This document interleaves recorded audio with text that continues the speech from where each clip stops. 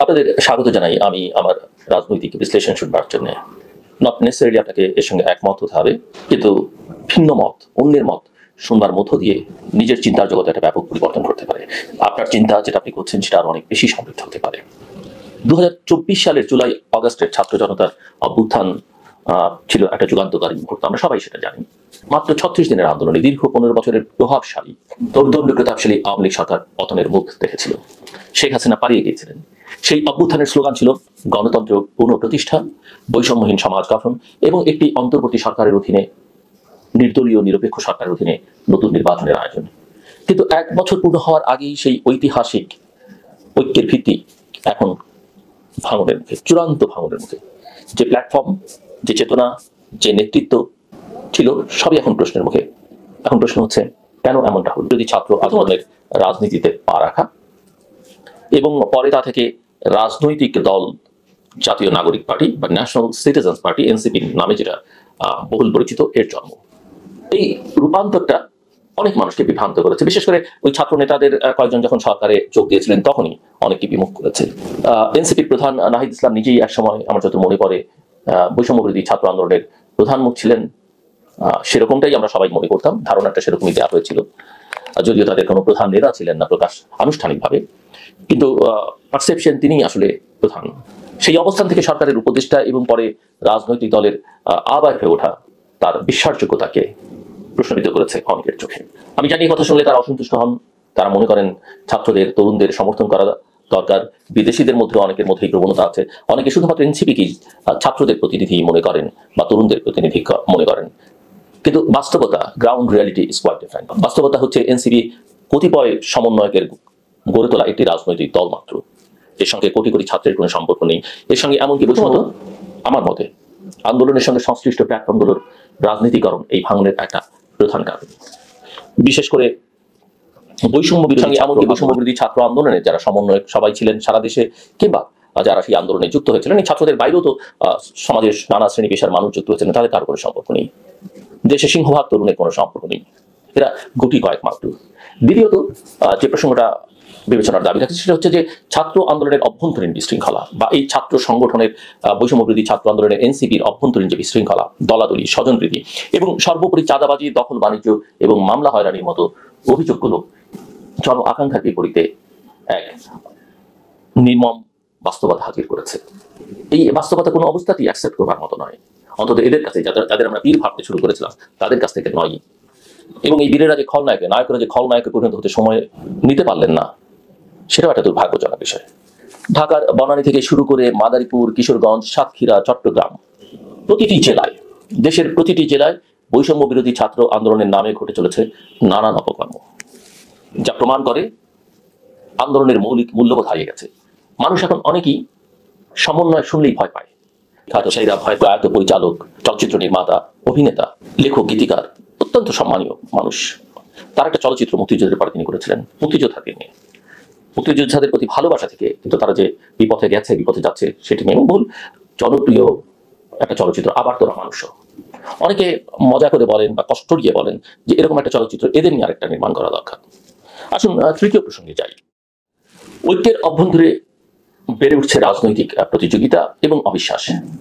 বাংলাদেশ জাতীয়তাবাদী দল বিএনপি একদিকে অভিযোগ করছে যে ন্যাশনাল সিটিজেন পার্টি বা এনসিপি ক্ষমতার বিকল্প কেন্দ্র হয়ে উঠেছে। আবার এনসিপি বলছে বিএনপি নিজেই জুলাই ঘোষণাপত্রের পথে বাধা হয়ে দাঁড়াচ্ছে। এতে করে একটা যৌথ রাজনৈতিক প্ল্যাটফর্ম গড়ে তোলার বা যৌথ আকাঙ্ক্ষার প্ল্যাটফর্ম গড়ে তোলার যে প্রয়াস ছিল সেটা ব্যাহত হয়েছে। এনসিপির একজন যুগ্ম আহ্বায়ক মনিরা শারমিন, সম্ভবত তার নাম, আমি দেখলাম যে এক সংবাদ মাধ্যমের সঙ্গে বলছেন যে বিএনপি ফ্যাসিবাদী ব্যবস্থার কিছু অংশ চিয়ে রাখতে চায়। তেমনি বিএনপির আরেকজন নেতা, যুগ্ম মহাসচিব, সম্ভবত যুগ্ম মহাসচিব ইমরান সাহিদা ভয় পায়, সমাজের প্রশাসনের ব্যক্তিবর্গ ভয় পায় এবং এদের অবস্থাটা অনেকটা এখন অনেকেই মনে করেন, আপনাদের অনেকেরই স্মরণ থাকবার কথা যে খান আতাউর রহমান, আমাদের বিখ্যাত প্রিন্স, তিনি বলছেন ওই গণমাধ্যম কিছু ঐক্য পুরোপুরি ভাঙেনি, তবে আলাপ দরকার। এদিকে আপনারা লক্ষ্য করেছেন যে এনসিপি প্রধান নাহিদ ইসলাম বলেছেন যে জুলাই ঘোষণাপত্র বাস্তবায়নের আগে নির্বাচন নয়। অর্থাৎ জুলাই ঘোষণাপত্র নিয়ে ঐকমত এখনো আমরা দেখছি না, হবে কিনা আমরা জানি না, কি থাকবে সেটা আবার বাস্তবায়ন হতে হবে নির্বাচনের আগে। সো তাদের চাওয়া পরিষ্কার, এটা আমি অনেকবার বলেছি যে কি আসলে তারা চান। মূলত তারা এবং তাদের সঙ্গে আরো কিছু রাজনৈতিক শক্তি তারা চান নির্বাচনটা বিলম্বিত হোক, তারা এই সুযোগে নিজেদেরকে গুছিয়ে নেই, যাই হোক, সেটা আমার মত। কিন্তু এই যে পারস্পরিক দোষারোপ রাজনীতির একটা পুরনো রোগেরই কিন্তু বহিঃপ্রকাশ, যে রোগটির কারণে অতীতে অনেক ঐতিহাসিক সম্ভাবনা নষ্ট হয়েছে বাংলাদেশের ইতিহাসের। আমরা 90-এর কথা স্মরণ করতে পারি, আমরা 2007-8-এর কথা স্মরণ করতে পারি। সো এই বিষয়টাকে কোনো কোনো বিশ্লেষক, যেমন ধরা যাক আমি বা একজন রাজনৈতিক বিশ্লেষক বা রাষ্ট্রবিজ্ঞানী দিলারা চৌধুরী, যিনি নিজে প্রফেসর দিলারা চৌধুরী, যিনি সরাসরি আমার শিক্ষক, তিনি এই বিষয়টাকে ব্যাখ্যা করছেন একটা শ্রেণী চিন্তার মাধ্যমে। তিনি বলছেন যে আন্দোলনের 80% অংশগ্রহণকারী ছিলেন শ্রমজীবী মানুষ। করতে চাই যে সবাই যে উচ্চবিত্ত ছিলেন তা নয়, কিন্তু এই 10 মাসে আসলে তারা দেশে মধ্যবিত্ত, উচ্চ মধ্যবিত্ত, উচ্চবিত্ত ছিলেন এবং একেবারেই দরিদ্র গোষ্ঠীর মধ্যে ছিলেন যারা, তাদেরও কেউ কেউ এখন উচ্চবিত্ত হয়ে গেছেন। তো প্রফেসর চৌধুরীর কথার মানে যেটা দাঁড়ায় সেটা হচ্ছে আন্দোলনের বাস্তব চালিকা শক্তি যদি হারিয়ে যায়, কেবল নেতৃত্ব দিয়ে আন্দোলন টিকিয়ে রাখা যায় না। এটা স্পষ্ট যে দেশের মানুষের সঙ্গে এদের আসলে এখন আর কোনো সংযোগ নেই। এরা ক্ষমতা, অর্থ, বিত্ত এদিকে বেশি মনোযোগ হচ্ছে। এদিকে এই যে ছাত্র আন্দোলনের একজন সাবেক মুখপাত্র, বৈষম্য বিরোধী ছাত্র আন্দোলনের যিনি এনসিপির নেত্রী ছিলেন উমামা ফাতেমা, তার খুবটা গুরুত্বপূর্ণ। তিনি সম্প্রতি এনসিপি ছেড়ে দিয়েছেন। তিনি বারবার বলেছেন যে এই আন্দোলন থেকে রাজনৈতিক সংস্কারের সুযোগ তৈরি হয়েছিল উমামা ফাতেমার মতে, কিন্তু কেউ এগোতে চায়নি। এবং এগুলো এখনকার যে কথাবার্তা রেটরিক, এগুলোকে তিনি বলছেন মুখের বুলি। ছাত্র সংসদ নির্বাচন, নারীদের রাজনৈতিক অংশগ্রহণ, রাজনৈতিক দলের আর্থিক স্বচ্ছতা, এসব নিয়ে কথা তুলতেই অস্বস্তি শুরু হয় উমামার ভাষায় যারা ফিরে গেছে। ফলে তিনি যথার্থই বলেছেন প্রফেসর দিলারা চৌধুরী। প্রফেসর দিলারা চৌধুরীর মতে এখন যারা আলোচনায় তারা উচ্চবিত্ত এবং তাদের স্বার্থ এক জায়গায় নয়। এখানে তার সঙ্গে আমি যোগ করতে চাই বৈষম্য বিরোধী ছাত্র আন্দোলনের বর্তমান নেতৃত্ব যারা এখন এনসিপি করছেন, এবং এনসিপি এবং এই বৈষম্য বিরোধী ছাত্র আন্দোলনের নেতৃত্বের মধ্যে আদর্শগত ফারাকটা কিন্তু খুব স্পষ্ট হয়ে দেখা দিচ্ছে।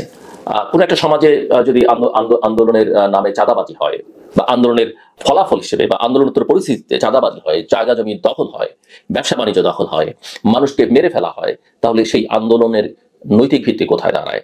আমি বলতে চাইছি এ কথা যে এই আন্দোলনটা কিন্তু শেষ হয়নি, শেখ হাসিনার বিদায় হয়েছে, কিন্তু মানুষের যে জন আকাঙ্ক্ষা তৈরি হয়েছিল এবং গত 15-16 বছরে মানুষ যা যা পরিবর্তনের মধ্য দিয়ে যে আকাঙ্ক্ষা তাদের মননে দাঁড়িয়েছিল, সেটাকেই আমি একটা আন্দোলন বলতে চাইছি। তো এই আন্দোলনটার নৈতিক ভিত্তি আসলে একেবারেই দুর্বল হয়ে গেছে।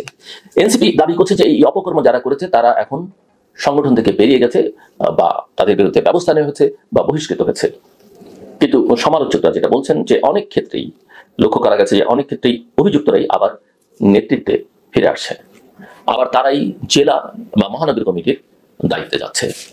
এ হচ্ছে এনসিপি সংক্রান্ত পারস্পরিক অভিযোগ, এবং তারা নিজেরা যেসব অভিযোগ নিজেদের মধ্যে করছেন সেগুলো। এর বাইরে আন্দোলনের শহীদ এবং আহতদের পুনর্বাসন নিয়ে শুরু হয়েছে আরেক